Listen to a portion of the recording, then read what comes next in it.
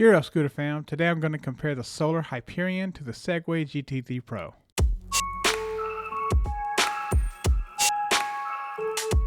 Alright guys, so as I say, we're going to compare the Solar Hyperion to the Segway GT3 Pro. Sort of getting down to narrowing down my choices, and these are two that I really like. I think I'm set on a budget for a couple of reasons. One is just that it's going to work better, but secondly, that I just as much as I'm doing this research and I'm looking around, I just don't find anything that I'm willing to spend $4,000 on. So I'm just not gonna go that direction, and so I got a budget of around $3,000, $2,500 to $3,000 is where I'm looking at. So that's where I'm at. Nothing's set in stone. Something could change, but at the moment, that's where I'm leaning toward, and we'll have to see how it goes between now and then. So just a reminder, supposed to do a podcast this weekend with the Average Guy 1983 and Tiger GRM Tac. They're also supposed to be another guy on, a friend of the Average Guy 1983, who he's testing his the Dualtron X and doing some mods to it right now, the X Limited. So hopefully he'll be on and can answer some questions about that scooter, some of the other scooters and so forth that he has and what he thinks about them. Starting off, we have the Solar Hyperion. Right now with the discounts, it falls at around $2,700 with 20% off, including the Tron lights. That's roughly going to be the range that I'm looking in. So right now, that's a decent price for the scooter, and I probably will have to confirm a few things in an email before I make a final decision. But at this point, I'm going to assume they're gonna work with me and that they want to sell the scooter, and so I will be reaching out if it is indeed my decision. I probably will reach out either way just to get a feel for how they're approaching that before I really make a decision anyway, rather than decide and make one. So I'll probably reach out anyway and see what I can do. Then, depending on how that goes, take my decision from there. Now the Segway GT3 Pro, I don't really know the price of yet. I'm speculating it's going to be $3,000 or less. Obviously, the GT2 was $4,000 when they released it. Hopefully, they're not going to go that crazy with the scooter. So hopefully that's the case. We'll be a little better. So let's just go real quick. The range on the Solar Hyperion, I estimate to be around 50 miles ish.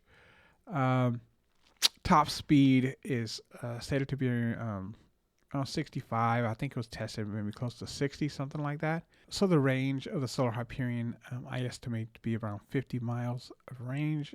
Top speed, I think, was tested around 60 miles per hour.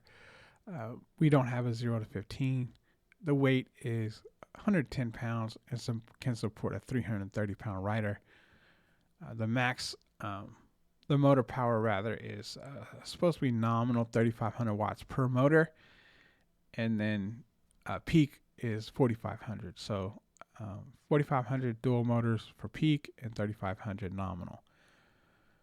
I don't usually state peak power because I think it's sort of overplayed and so forth. I mean, anyway, the scooter companies are advertising max power as opposed to nominal. In general, they're started calling them dual 4,500 watt motors or dual 3,500 watt motors when that's truly not the case. So I try to stick with the nominal ratings. Battery size is 72 volts, 40 amp hours, which is a pretty decent sized battery. It's dual motor control. The dual motors, as I said, it's got a paddle throttle, which is probably my favorite at the moment. That's what I have on the Klima, and I like it a lot. Front suspension and rear suspension are both adjustable, and the front it has front and rear nut hydraulic brakes as well. The tire size is 11 tubeless, and they have split rims, which is awesome, assuming that it works well. The IP rating is IP66, and it is UL listed. All right, now let's take a look at the GT3 Pro. Once again, I don't know the price, hoping it's under $3,000. The range is, I estimate, to be around 45 miles based on my calculations. Top speed is supposed to be around 50 miles per hour. Weighs about 120 pounds. And also supports a 330-pound rider. It does have dual 1700 watt motors. The battery is 72 volts, 30 amp hour. I believe it has a twist throttle, but I looked and I couldn't necessarily confirm that, but it looks like a half twist throttle, similar to what's on the GT1 and GT2. It also has front and rear adjustable hydraulic suspension, same as the Hyperion, and front and rear hydraulic brakes as well.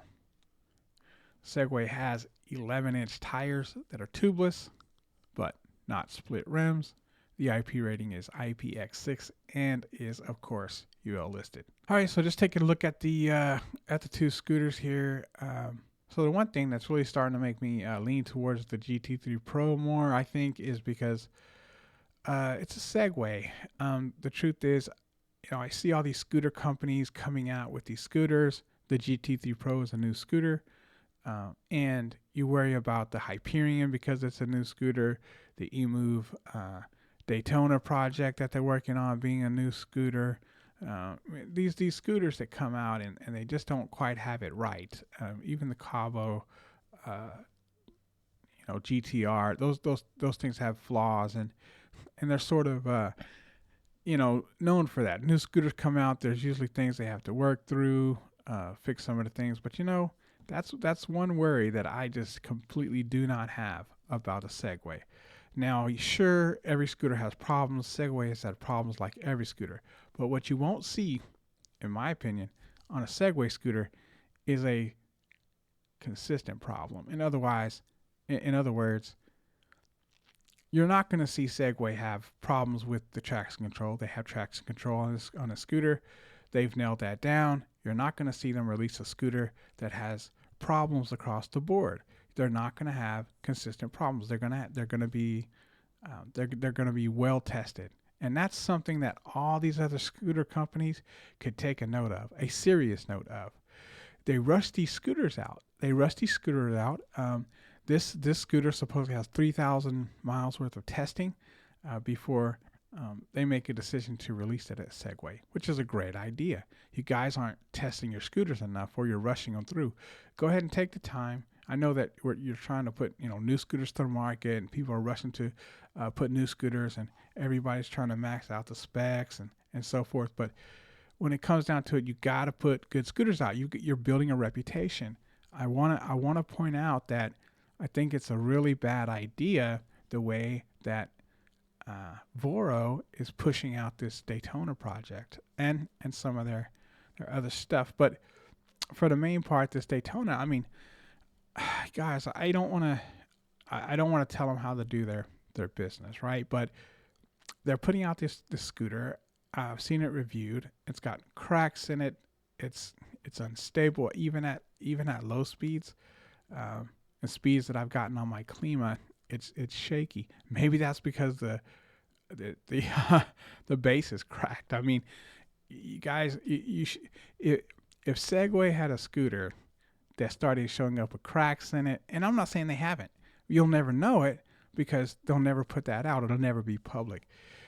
When you started seeing these things happen, whether it's because it had 3D printed parts, whether it's because it was ridden too hard, whatever the case may be, you should have taken that back. Said, "Well, we're going to stop any PR stuff." I don't know if you guys got a PR guy or maybe just a business person to help you kind of oversee some of these things. Maybe it's, I'm not sure what's lost along the way there, but somewhere along the way, someone doesn't understand that you shouldn't keep promoting a scooter that has these types of issues. You should pull it, go back to the drawing board. I'm sorry to say this, but don't continue to let influencers review your scooter that clearly has some serious flaws and then try to tell everyone, hey, it's okay, they're fixing these flaws. Because as a consumer, as a customer, it makes me concerned. It makes me concerned, and I've already kind of pushed back and said, well, I'm going to chill on that because I don't know. Now, if you had, done these little videos, these teaser videos, and then you had in private some testing before you started releasing public reviews and so forth. But when you're reviewing a scooter that has problems and you're trying to talk people into, oh, it's not this problem, it's not, we're taking care of that. By the time the production scooter comes out, it's going to be great. Maybe it's going to be great. Maybe you're going to have some more problems. But when you put it out there like that, it really makes the customer kind of step back and go, whoa, wait a minute, what's going on? So you should, Segway would never do. I'm telling you, Segway would never do that. They're not going to put out a scooter. They're not going to let anyone do a public review on it, knowing that there are clear flaws that need to be addressed. They're going to address those flaws in private. Every scooter has things that come up, but you fix them. You fix them before you put them out. You test them rigorously. It does, to me, if they're going to test, they're going to mess up on these problems that you have, in testing, then they're going to mess up when they come out to the real world. They're not going to take it easy on your scooters any less than this one person did that supposedly messed up the Daytona Project scooter. So you got to manage your PR better. Fix these scooters before letting people go test them, because it seems like you're rushing them to market, which I think you might be. So take a step back, chill, get it right before you start letting influencers go ahead and review these scooters. And I know they're pressing to do it, and I understand from their perspective why they would want to do that. They want to be the first ones to get their videos out and so forth, and build their base, their following. But here's you have to look out for your best interest too. You've got to look out for your perception to the customer. Right now, it doesn't look good, and there's probably nothing that wouldn't normally come up, but because it's come up being reviewed publicly, that's not good.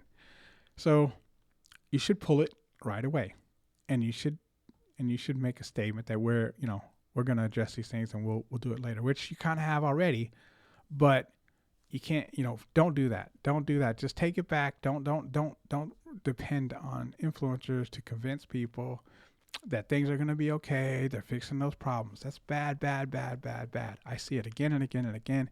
Don't send it out until it's been thoroughly tested. You're not going to see Segway. Segway may have things that people don't like. I don't like the handlebars of this height. I don't like this, but they're not going to have problems with their scooters. You're not going to see the Segways be released with problems, with consistent problems across the board. You're not going to see that in general, and that's because they test them rigorously. Like I said, every scooter has problems. Every scooter runs into problems, but they're more random with Segway than they would be consistent. And I can tell some of these scooters that are being put out, and like I said, they would never send their scooter to be reviewed that already had problems on it. So just think about that, guys. I want you guys to do well. I want you to succeed, but you got to do a better job of testing your scooters and then sending them out. When you send them out to review for someone who's going to do a video, and that's where you start to learn about your problems, that's not good. You shouldn't learn what the customer gets to see that's gonna hurt you. So don't do that. Don't make it public until you got all the problems resolved. That's just good PR, good marketing, right? You're in my mind. I know you guys are trying to support your influencers, and I know that they support you, and it's a win-win. But you guys got to take care of the early stuff first. Test it, and private. And only once that scooter has tested rigorous situations and it's been put through the ringer, and it's held up.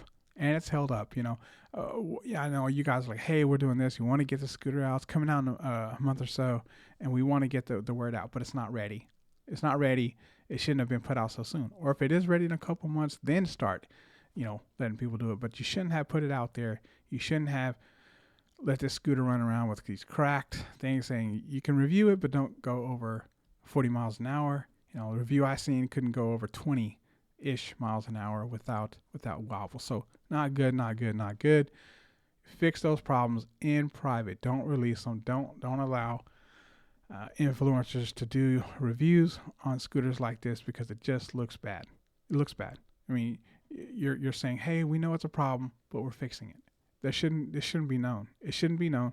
Problems are for private. Problems are going to happen. Everyone has their testing. Everyone has their quality control. Do that before releasing the scooters. Every scooter company I can think of almost needs to do this. Nami, Voro with their emu stuff, Solar, all these problems that we're seeing, like even the traction control stuff with this shouldn't have been hard to pick up. It shouldn't have been hard to pick up at all. But because it wasn't thoroughly tested, then they didn't know that this was going to have these types of problems until it got tested by someone. And even if you gotta hire some of these guys who are doing these tests to do them in private, not public, and that's probably going to cost you a little bit of money, but it's worth it. It's worth it. You're hurting your public perception. You're hurting that scooter's longevity rating. You're just. I mean, these are very quickly to have these kinds of problems. And if I don't know if I'm buying that it's 3D printed. Why would you let someone test a 3D printed scooter? But here's the thing: like, you got to get those things right. You can't put them out there, let people test them, and say, "Oh, it's 3D printed," and start making excuses. That's bad. It's bad. Don't make excuses. Get it right the first time. When it comes out and it's tested, it should be tested really well. It should test really well. Don't put it out till it's ready. All right, I think I've said that everywhere I can possibly say that. Like I said, guys, these are two of my top choices right now. If the GT3 Pro comes out under $3,000, it'll be a serious consideration. I might not be able to pass it up. If the Hyperion stays where it is, reasonably speaking, which I can't be 100% sure that's going to happen, then I'll strongly consider that scooter. And depending on how they compare against each other, will likely sway my decision one way or the other. So if the GT3 Pro comes out at $3,500 and the Hyperion stays under $3,000, it'll be a candidate. If they both jump over $3,000, or the GT3 Pro comes out at $3,000, the Hyperion jumps back up over $3,000, we'll see.